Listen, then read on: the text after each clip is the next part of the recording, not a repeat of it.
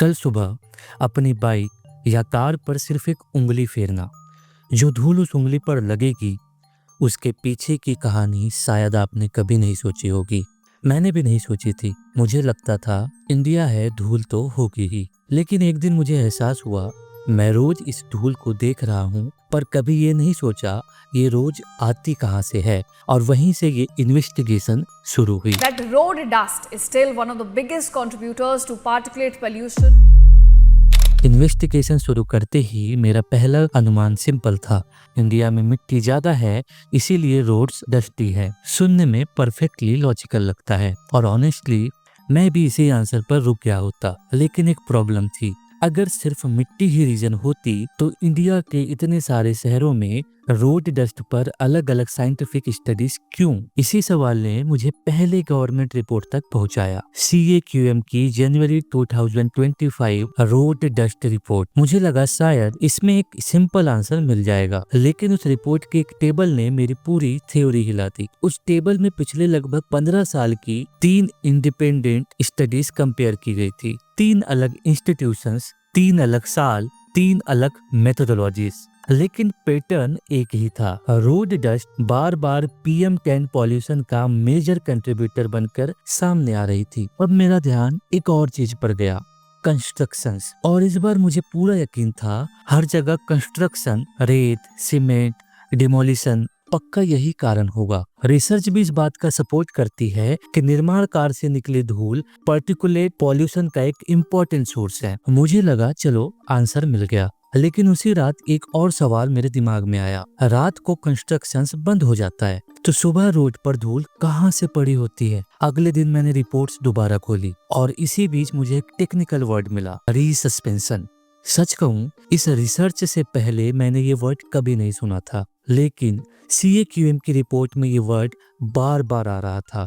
इसका मतलब था रोड पर जो धूल ऑलरेडी पड़ी हुई है, हर गुजरती हुई बस, ट्रक या बाइक उस धूल को दोबारा हवा में उड़ा देती है। फिर कुछ देर बाद वही धूल फिर रोड पर बैठ जाती है और फिर वही अगली गाड़ी, और यही साइकिल बार बार चल रही होती है। और यहीं से मेरी पूरी सोच बदल गई।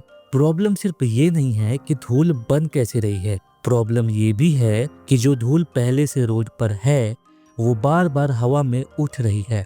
लेकिन मेरी इन्वेस्टिगेशन यहीं खत्म नहीं हुई। CAQM रिपोर्ट में सिर्फ थ्योरी नहीं थी, उसमें एक और ऑब्जर्वेशन थी। पुअर रोड मेंटेनेंस, रोड के किनारे जमा हुई मिट्टी और ट्रैफिक, ये सब मिलकर इस साइकिल को और खराब कर देते हैं। अब मुझे रिपोर्ट से बाहर निकलना था। मैं रोड पर गया, ऑब्जर्व करना शुरू किया तो कच्ची मिट्टी, कंस्ट्रक्शन साइट का गिरा हुआ मटेरियल, बिना कवर के ट्रक्स। पहले ये सब अलग अलग प्रॉब्लम्स लग रही थी, लेकिन अब मुझे पैटर्न दिख रहा था। ये सब एक ही चैन के पार्ट्स थे। और इसी पॉइंट पर मेरी इन्वेस्टिगेशन का सबसे इम्पोर्टेंट सवाल बदल गया। अब सवाल ये नहीं था धूल बनती कैसे है, अब सवाल था धूल रोड तक पहुंचती कैसे है। और इस सवाल का जवाब ढूंढते ढूंढते मैं इंडिया से बाहर पहुंच गया, चाइना। सच कहूं मुझे लगा था आंसर यही मिलेगा और शायद मेरी इन्वेस्टिगेशन भी यही खत्म हो जाएगी। मेरी सोच सिंपल थी, आज बीजिंग की रोड्स रिलेटिवली क्लीन दिखती है तो शायद चाइना के पास कोई ऐसी मशीन होगी जो इंडिया के पास नहीं है। लेकिन जितना मैंने रिसर्च की उतना ही मेरी ये थ्योरी भी टूट गई। मुझे एक पीयर रिव्यूड रिसर्च पेपर मिला। उस पेपर ने 37 चाइनीज सिटीज में कंस्ट्रक्शंस और रोड डस्ट कंट्रोल मेजर को एनालाइज किया था। और सबसे इंटरेस्टिंग बात ये थी, उस पेपर में कहीं भी ये नहीं लिखा था कि एक मशीन ला और प्रॉब्लम सॉल्व। उसके बदले उन्होंने सॉल्यूशन को 5 पार्ट्स में डिवाइड किया: technology, monitoring, inspection, organisational management और इन्फोर्समेंट। यही पहली बार क्लियर हुआ रोड डस्ट इंजीनियरिंग की प्रॉब्लम कम, मैनेजमेंट की प्रॉब्लम ज्यादा है। फिर मैंने और डॉक्यूमेंट्स पढ़ने शुरू किए, जैसे चाइना के मिनिस्ट्री ऑफ इकोलॉजी और इन्वायरमेंट के टेक्निकल स्टैंडर्ड्स और कंस्ट्रक्शन साइट के रूल्स। और मुझे एक पैटर्न बार बार लगा।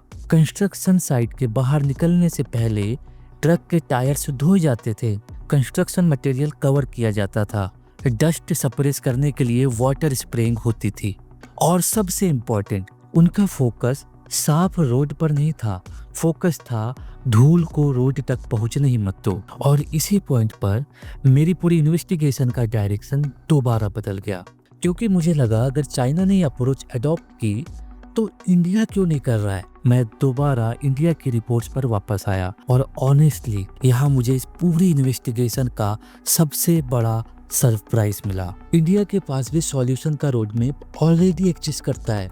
CAQM की जनवरी 2025 रोड डस्ट फ्रेमवर्क में सिर्फ प्रॉब्लम एक्सप्लेन नहीं की गई है, उसमें सॉल्यूशंस भी डिटेल में लिखे गए हैं, जैसे mechanised sweeping, paved shoulders, construction dust control, hot spot monitoring, greening, dust control and management cells. पहले कुछ मिनट में रिपोर्ट को देखते ही रह गया, क्योंकि जिस सॉल्यूशन को मैं चाइना में ढूंढ रहा था उसका बड़ा हिस्सा इंडिया की गवर्नमेंट फ्रेमवर्क में पहले से लिखा हुआ था। लेकिन यहीं एक और सवाल खड़ा हो गया, अगर रोड मैप ऑलरेडी एग्जिस्ट करता है तो फिर हमारी सड़कें आज भी डस्टी क्यों है? क्या प्रॉब्लम टेक्नोलॉजी की है? क्या प्रॉब्लम पैसों की है? या क्या प्रॉब्लम कुछ और है? इसी सवाल के जवाब ढूंढने के लिए मैंने इंजीनियरिंग रिपोर्ट्स पढ़ना छोड़ दिया और गवर्नमेंट टेंडर्स देखने शुरू किए, और यहीं से मेरे इन्वेस्टिगेशन का अगला चैप्टर शुरू हुआ, इकोनॉमिक्स। इंजीनियरिंग के बाद मेरी इन्वेस्टिगेशन इकोनॉमिक्स तक पहुंच गई और ऑनेस्टली यहाँ मुझे सबसे बड़ा सरप्राइज मिला। मैं सोच रहा था रोड डस्ट कंट्रोल का मतलब होगा एक बड़ी वैक्यूम मशीन खरीद लो, प्रॉब्लम सॉल्व। लेकिन मैंने गवर्नमेंट टेंडर्स पढ़ने शुरू किए तो पिक्चर बिल्कुल अलग थी। सिर्फ एक रोड स्वीपर की कॉस्ट ही लगभग 1 करोड़ रुपए के आसपास पहुंच सकती है, और उसके बाद भी स्टोरी खत्म नहीं होती। ऑपरेटर, मेंटेनेंस, फ्यूल या चार्जिंग, वर्कशॉप, रूट प्लानिंग, हर दिन, हर हफ्ते, हर साल। ये क्लियर हुआ कि रोड स्वीपर एक मशीन नहीं, एक कंटिन्यूअस पब्लिक सर्विस है, और इसीलिए इस प्रॉब्लम का सॉल्यूशन सिर्फ मशीन खरीदना नहीं हो सकता। मेरा अगला सवाल था, क्या प्रॉब्लम सिर्फ बजट की है? मैंने नेशनल क्लीन एयर प्रोग्राम के कुछ सिटी एग्जाम्पल देखे। कुछ सिटीज एलोकेटेड फंड का बड़ा हिस्सा डस्ट कंट्रोल प्रोजेक्ट पर यूज कर रही थी, जैसे मैकेनाइज्ड स्वीपर, रोड इम्प्रूवमेंट। लेकिन कुछ जगहों पर एलोकेटेड फंड का सिग्निफिकेंट हिस्सा यूज ही नहीं हुआ। मतलब साफ था, प्रॉब्लम हर सिटी में सेम नहीं है।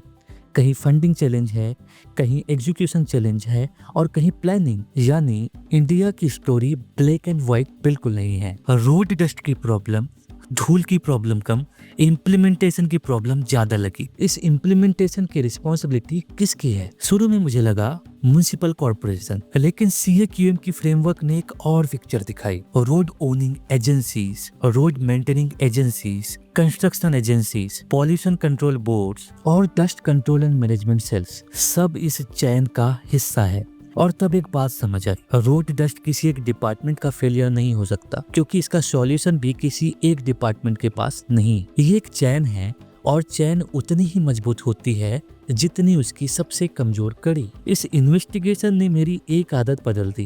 पहले जब भी मैं रोड पर उड़ती हुई धूल देखता था मुझे सिर्फ मिट्टी दिखती थी। आज मुझे उसके पीछे पूरा सिस्टम दिखता है, साइंस, इंजीनियरिंग, इकोनॉमिक्स और इम्प्लीमेंटेशन। और शायद इस वीडियो के बाद आपको भी दिखे। ये वीडियो किसी पॉलिटिकल पार्टी के फेवर में या अगेंस्ट में नहीं है, ये किसी एक मिनिस्टर को ब्लेम करने के लिए भी नहीं है, लेकिन पब्लिक के तौर पर सवाल पूछना हमारा हक है। इसलिए अगर ये वीडियो कभी किसी म्युनिसिपल कमिश्नर, स्टेट गवर्नमेंट या एनवायरनमेंट मिनिस्टर तक पहुंचती है तो मेरा सिंपल एक सवाल है, 1 साल बाद हम किस मेजरेबल नंबर को देखकर कहेंगे कि रोड डस्ट सच में कम हुई है? क्या मैकेनाइज्ड स्वीपिंग कवरेज बढ़ेगी? क्या डस्ट हॉटस्पॉट कम होंगे? क्या कंस्ट्रक्शन कंप्लायंस इंप्रूव होगी? क्योंकि जिस चीज को मेजर नहीं किया जा सकता उसकी अकाउंटेबिलिटी भी मेजर करना मुश्किल होता है। और शायद रोड डस्ट की असली कहानी भी यही है। धूल सिर्फ सड़कों पर नहीं जमी, कभी कभी सिस्टम में भी धूल जम जाती है। मैंने अपनी इन्वेस्टिगेशन रिपोर्ट्स से शुरू की थी। अब मैं ग्राउंड रियलिटी आपसे जानना चाहूंगा। कमेंट्स में सिर्फ 2 चीजें लिखिए, अपनी सिटी का नाम और आपके हिसाब से रोड डस्ट का सबसे बड़ा रीजन क्या है। अगर आपको लगता है कि इंडिया की ऐसी ऑर्डिनरी प्रॉब्लम्स को एविडेंस के साथ इन्वेस्टिगेशन किया जाना चाहिए तो आप इस चैनल से जुड़ सकते हैं, क्योंकि अगली इन्वेस्टिगेशन भी ओपिनियन से नहीं एविडेंस से शुरू होगी।